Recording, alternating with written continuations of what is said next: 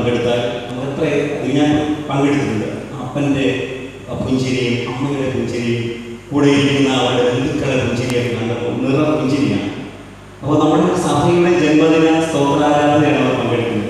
അപ്പോൾ നമ്മൾ എന്തുമാത്രം ദൈവസേന കർത്താവെ ഈ ഒരു വലിയ സന്തോഷത്തിൽ പങ്കെടുക്കാനുള്ള ഭാഗ്യമൊക്കെ കിട്ടിയല്ലോ എന്ന് പറഞ്ഞ് എല്ലാവരും നിറ പുഞ്ചിരിയോടുകൂടെ ഒന്ന് ചിരിച്ചുകൊണ്ട് നമുക്ക് ഈ സ്തോത്രാരാധന പങ്കെടുക്കുന്നതിന് ആരോഗ്യം തന്നു, ആയുഷ് തന്നതിന്, അവസരം തന്നതിന്, ഭാഗ്യം തന്നതിന് നമുക്ക് കരങ്ങളിൽ ചിരിച്ചുകൊണ്ട് സ്തുതിക്കാമോ? Hallelujah, hallelujah, hallelujah. പ്രിയമുള്ളവരെ, ദൈവം തരുന്ന ഓരോ നിമിഷവും ജീവിതത്തിൽ ഭാഗ്യങ്ങളാണ്. അത് നമുക്ക് പ്രാർത്ഥനയോടെ ദൈവസന്നിധിയിൽ വിനിയോഗിക്കാനായിട്ട് ദൈവം സഹായിക്കട്ടെ. ദക്ഷിണേന്ത്യ നവീകരണ സുവിശേഷ സംഘമായി പ്രത്യേകിച്ച് ഈ സഭയുടെ 37ാമത് ജന്മദിനത്തിൽ നിങ്ങളോടൊപ്പമായിരിക്കാൻ ഞങ്ങൾക്കും അവസരം കിട്ടിയതിൽ പ്രത്യേകമായ സന്തോഷം അറിയിക്കുന്നു. ഇന്ന് ഞങ്ങളോടൊപ്പം ആയിരിക്കുന്നത് ക്രിസ്തുമസ് സുവിശേഷകരാണ്. അച്ഛൻ വൈറ്റുവട CSI ഇടവകയുടെ ശുശ്രൂഷകനായിരിക്കുന്നു. നാളെ നമ്മോട് ദൈവവചനം ശുശ്രൂഷിക്കും. അനുഗ്രഹീതനായ കൺവെൻഷൻ പ്രഘോഷകനാണ്, സംഘകനാണ്. ദൈവപ്രിയദാസന് പ്രാർത്ഥനാപരമുള്ള ഒരു ഭക്തദാസനുമാണ്. ദൈവം പ്രിയദാസനെ അനുഗ്രഹിക്കട്ടെ. അതോടൊപ്പം നമ്മുടെ ഈ ഇടവകയ്ക്ക് അനുഗ്രഹീതമായ നേതൃത്വം നൽകുന്ന സ്നേഹവും ബഹുമാനവുമുള്ള റവറൻ ഇസ്മായിൽ തോമസ് അച്ഛൻ. അച്ഛനെ കുറിച്ച് പറയുമ്പോൾ ഞാൻ 2004 കോളേജിൽ പഠിച്ച് ഫൈനൽ ഇയർ ആകുമ്പോഴാണ് അച്ഛൻ ഓട്ടുകുളം ഇടവകയുടെ ഡിസിറ്റർമാനായിരിക്കുന്നത്. അന്ന് ആദ്യമായിട്ടാണ് ഞാൻ church ministry BA final year പഠിച്ചുകൊണ്ടിരിക്കുമ്പോഴാണ് അച്ഛൻ ഓട്ടുകുളം ഡിസ്ട്രിക്ട് ചെയർമാനായിരിക്കുമ്പോൾ അവിടെ എനിക്ക് മണവായി ഇടവകയിൽ സഭാ ശുശ്രൂഷകനായി പ്രവേശിക്കാൻ കഴിയും.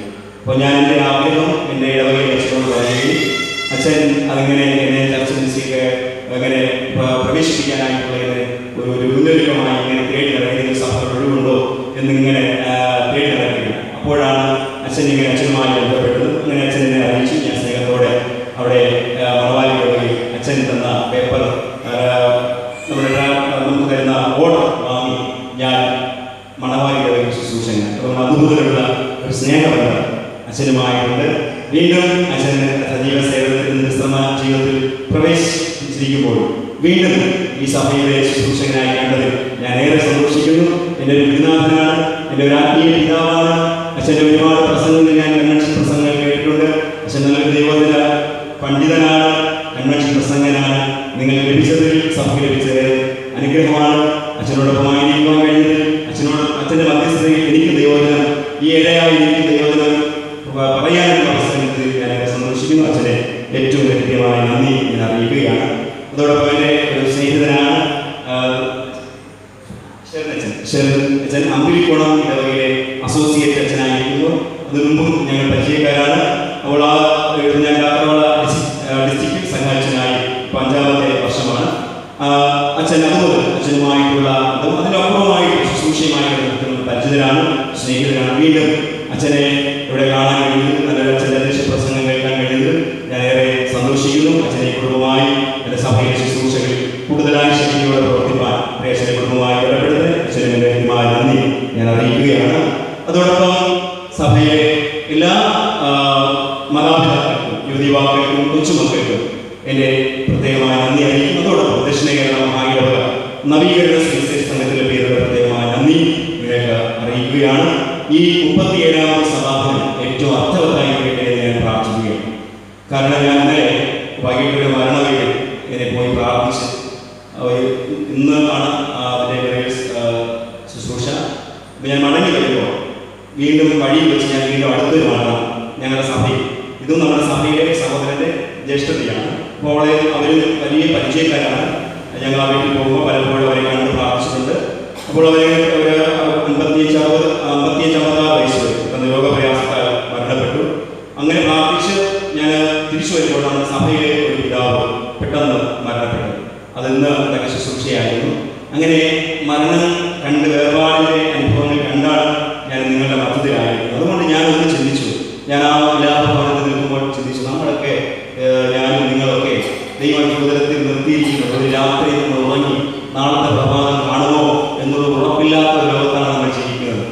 നമ്മളെല്ലാവരും ഉറങ്ങുമ്പോൾ നമ്മളൊന്നും അറിയുന്നില്ലേ. നമ്മുടെ അപ്പനാരും അറിയുന്നില്ല, നമ്മുടെ ഭാര്യയായാലും ഭർത്താവായാലും മക്കളായാലും നമ്മൾ ഉണർന്ന് സഞ്ചരിക്കുമ്പോഴാണ് നമ്മുടെ ബന്ധങ്ങളെക്കുറിച്ച് നമ്മൾ തിരിച്ച് കാഴ്ചകളായിരിക്കുന്നത്. ഇതെൻ്റെ അപ്പനാണ്, എൻ്റെ അമ്മയാണ് എന്നൊക്കെ നമ്മൾ പറയുന്നത്. പക്ഷെ ഉറങ്ങുന്നൊന്നും അറിയുന്നത് ഇതുപോലെ ഒരു നിദ്ര നമുക്ക് എല്ലാവർക്കും ഉണ്ട്. അതൊന്നും അറിയാതെ ഉറങ്ങി ഭൂതത്തിൽ നമ്മൾ ഉറങ്ങും. പക്ഷേ നിത്യതയിൽ കർത്താവിനോട് നമ്മൾ ഉണരും. അതാണ് നമ്മുടെ ലക്ഷ്യമായിരിക്കണം. അതുകൊണ്ട് ഈ നശ്വരമായ ലോകത്തിൽ നമ്മൾ ഈ ലോകത്തിൻ്റെ മഹിമകളോ പ്രതാപങ്ങളോ ഒന്നും പറഞ്ഞ് ഉണ്ടാകരുത്. സ്ഥാനമാനങ്ങൾ പറഞ്ഞ് വലിപ്പം പറയരുത്. നമുക്കുള്ള നന്മകളെ കുറിച്ചോ ആസ്തികളെ കുറിച്ചോ ഒന്നും വലിപ്പം പറയരുത്. നമ്മളാരും ഒന്നുമല്ല, മനുഷ്യരെല്ലാം ബലഹീനനാണ്. വീഴാതിരിക്കുവാൻ അല്ലെങ്കിൽ വീഴില്ല എന്ന് ചിന്തിക്കുന്നവൻ വീഴാതിരിക്കുവാൻ നോക്കട്ടെ എന്നാണ് പൗലോസ് പറഞ്ഞിരിക്കുന്നത്. പ്രിയമുള്ളവരെ, ഈ 37ാമത് സഭാദിനത്തിൽ എന്നെ നിങ്ങളെ കൊണ്ടുവന്നു, ഞങ്ങൾ എല്ലാവരെയും കൊണ്ടുവന്ന് ഇവിടെ ആക്കിയിരിക്കുന്നത് ദൈവമാണ്.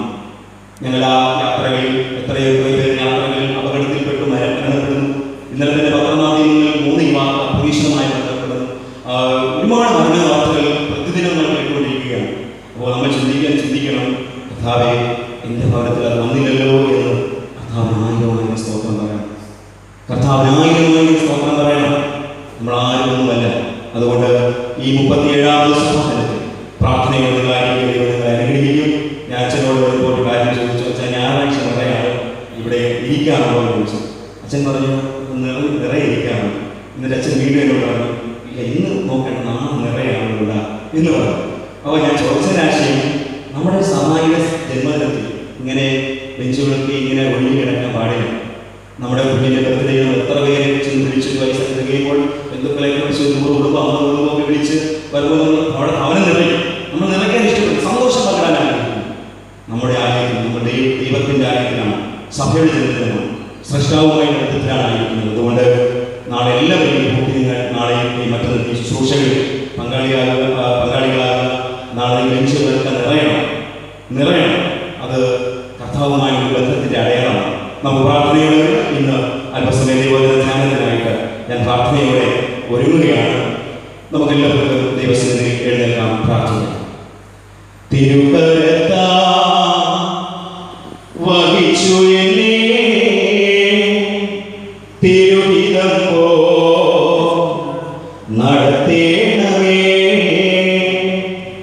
ഉഷാവയിൽ കളിമണ്ണു ഞാൻ അനുദിനം നീ പണിയേണമേ. നിൻ വചനം ധ്യാനിക്കുമ്പോൾ എൻ ഹൃദയം ആശ്വസിക്കും.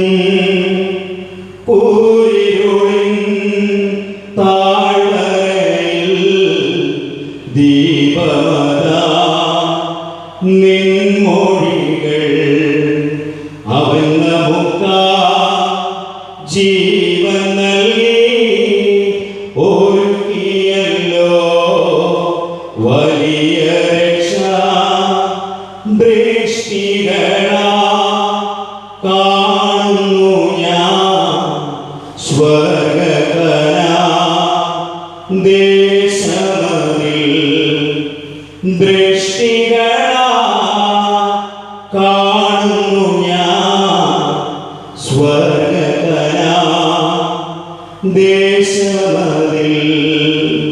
അവൻ നമുക്ക് ജീവൻ ഒരുക്കിയല്ലോ വലിയ രക്ഷ. ദൃഷ്ടികളാൽ കാണുന്നു ഞാൻ സ്വർഗകനാൻ ദേശം. കർത്താവേ, ഞങ്ങളുടെ ദൃഷ്ടികൾ കൊണ്ട് കാണുവാൻ, ആ സ്വർഗകനാൻ കാണുവാനുള്ള ഭാഗ്യം ഞങ്ങൾക്ക് തരണമേ. ദൈവമേ, അവിടുത്തെ സാന്നിധ്യം ഞങ്ങൾക്ക് തരണം. നമുക്ക് വേണ്ടി ജീവൻ നൽകിയല്ലോ, ഞങ്ങളെ ഇന്ന് ഭൂതലത്തിലാക്കിയിരിക്കുന്നുവല്ലോ. നന്ദി കർത്താവേ. ഈ വട്ടപ്പുഴ സഭയുടെ 37ാമത് സഭാദിനത്തിൽ പ്രാർത്ഥനാപൂർവ്വം പങ്കെടുക്കുവാൻ, പരിശുദ്ധനെ കുടുംബങ്ങളായി പങ്കെടുക്കുവാൻ അവസരം നൽകിയതിനായി സ്തോത്രം. പങ്കെടുക്കാൻ കഴിയാതിരിക്കുന്നവരെ പ്രാർത്ഥനാപൂർവ്വം നാളെയും അടുത്ത ദിവസമുള്ള ശുശ്രൂഷകളിൽ പങ്കാളികളാക്കണമേ. ഇത് നാം കർത്താവുമായ ഉടമ്പടിയുടെ അടയാളമാണ്, ഒരു കവറൻ ലൈഫാണ്. നിസ്സാരമായ കാര്യമല്ല. കർത്താവിന്റെ സന്നിധിയിൽ ഭൂതലത്തിൽ ആയിരിക്കാൻ കഴിയുന്ന ഒരു ദിവസം 1000 ദിവസങ്ങളേക്കാൾ ഉത്തമമാണ്. ഭക്തനായ ദാവീദ് പറയുന്നു, എന്റെ കർത്താവിന്റെ ആലയത്തിന്റെ വാതിൽക്കാവൽക്കാരൻ കഴിയുന്നത് ഏറെ ഇഷ്ടം. ഈ രാത്രി കർത്താവിന്റെ സമക്ഷത്തിൽ